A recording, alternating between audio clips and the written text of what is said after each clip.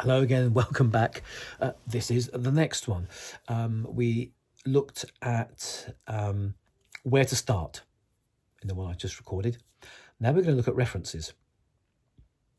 Now, as you're no doubt aware by now, my background is in headhunting, though I did spend a short amount of time in recruitment, and that simply confirmed to me that, believe it or not, headhunting and recruitment, the way that the consultants will go about it, it feels and looks like they're complete opposites, even though the end goal is the same. That's a topic for another day. I do believe it's fair to say headhunters are much fussier, and theirs is less of an automatic machine gun approach and rather more of a sniper rifle. Apologies for the sort of combat or war references there, but it's the first thing that sprang to mind, and I hope paints the picture. It's very precise, very accurate, highly skilled. So, references. Now, this lady said, "Well, I don't know about how I'd go about handling my references." And I said, "It's very easy. If you're dealing with a headhunter, a good headhunter will already have sounded you out in the market discreetly. There are very simple, discreet ways to do this, but they would have done almost a 360-degree assessment of you in the market before you even get to see them. And so they would have taken references. Again, how they take references and so forth may be the topic of another short video log. But even the company you're at, they can do so very discreetly without compromising you. Colleagues, managers, subordinates, hence it's 360. Maybe even one above your manager, depending on the exposure that your role gets. Sometimes team members will get exposure to their manager's manager. If that person, he or she, is particularly hands-on certain projects, they'll get to know the team, not just their immediate line report. So there's that side. And then they'll just go to previous employers. And what they're not going to do is rely on you to give them 2 or 3 referees whom you've coached and might be best friends. I mean, come on. If people can lie on CVs, they can set up their friends and other people to be referees, and any headhunter worth their salt is not going to fall for that.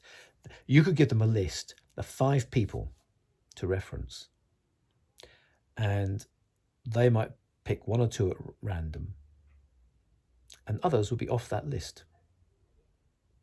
I mean, you can't trust someone 100% when what you put in your report about that candidate goes to your client who's paying you a huge sum of money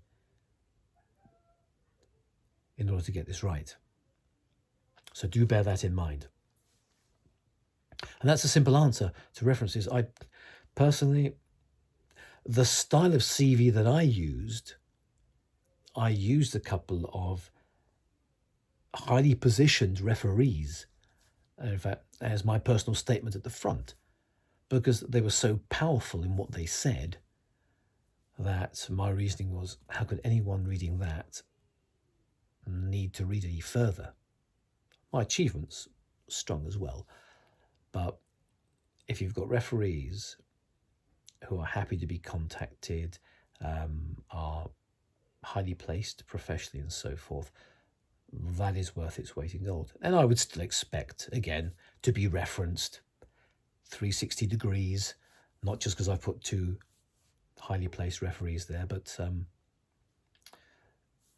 generally speaking, that's how it goes with regard to references. So other than that, I wouldn't at the end put, referees, and then take up valuable space on my 1 or 2 sides of A4. I wouldn't take up valuable space with references, because putting down a referee's details doesn't tell the recruiter any more than, okay, you've listed 2 referees. It doesn't tell me how well you can do the job. There may be personal referees and character referees. Well, okay, but I can judge that for myself when I interview the person. So to be harsh, it's a so what.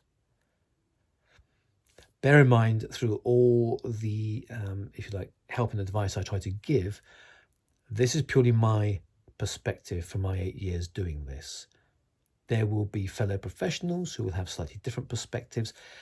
What I say is this, just when I'm shopping around for opinions and advice, I go for the person and the advice that resonates most with who I am and what I believe, and generally my framework, my paradigm on life, the universe, everything, yeah?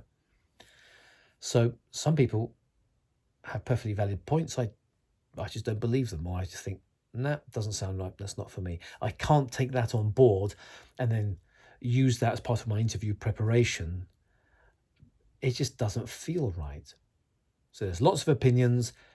Pick the ones that resonate with you, same as you don't just put on any pair of shoes, you pick on a pair of shoes that actually fits you. Same here. So hope that was useful, and catch me again in the next vlog where we're going to look at bridging for achievements. Thanks again. Happy hunting.